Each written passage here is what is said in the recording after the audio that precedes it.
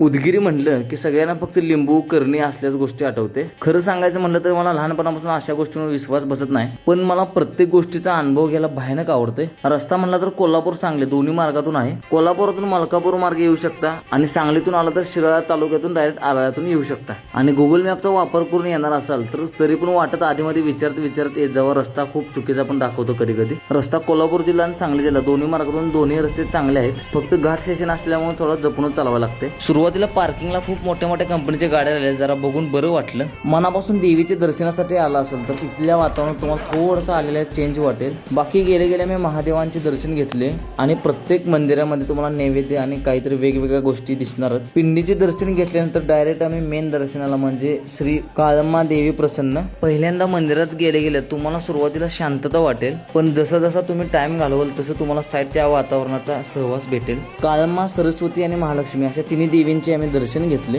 बाकी मूर्तीचे स्ट्रक्चर साधं सिंपलच आहे, पण एकटक तुम्ही शांतपणे बघत बसला तर तुम्हाला छान दर्शन होईल. साईडला खूप सारे पुजारी आहेत. इथे कुठलेही पुजारी तुम्हाला एवढे पैसे द्या, ही पूजा घाला, तुमचं असं होईल तसं होईल असं कोणतेही तुम्हाला आमिष दाखवून फसवत नाहीत असं मला तरी वाटतं. कारण मी पहिल्यापासून एका गोष्टीला कायम मानतो, जर तुम्ही एखाद्याचं मुद्दाम वाईट केलं तर तुमचं पण वाईट व्हायला जास्त वेळ लागणार नाही. मग तुम्ही जगामध्ये कुठल्याही देवादेवीविषयी जाऊन लिंबू घ्या, करणी घ्या किंवा काही करायचं ते करा. जर तुमच्या मनाला माहित असलं आपण कुणाचं वाईट केलं नाही तर तुमचं 100% वाईट होणार नाही. बाकी मी इथे फक्त दर्शनाला आलतो. करणी लिंबू ह्या गोष्टीवर माझा कधीच विश्वास नाही. दर्शन खूप छान झालं कारण गर्दी पण जास्त नव्हती. जाताना ह्या ताईंना आईस्क्रीम दिले. दिवसभरातून कुठेतरी चांगल्या ठिकाणी पैसे निवेश झाल्यागत वाटलं. मंदिराचा परिसर बऱ्यापैकी स्वच्छ ठेवलाय, फक्त येणाऱ्या भक्तांनी प्लॅस्टिकवर जरा नियंत्रण केलं तर बरं होईल. बाकी आयुष्य खूप छोटं आहे, एकामेकाच्या जिरवण्यापेक्षा आनंदात राहण्याचा प्रयत्न करा. पुन्हा भेटू. जय महाराष्ट्र. धन्यवाद.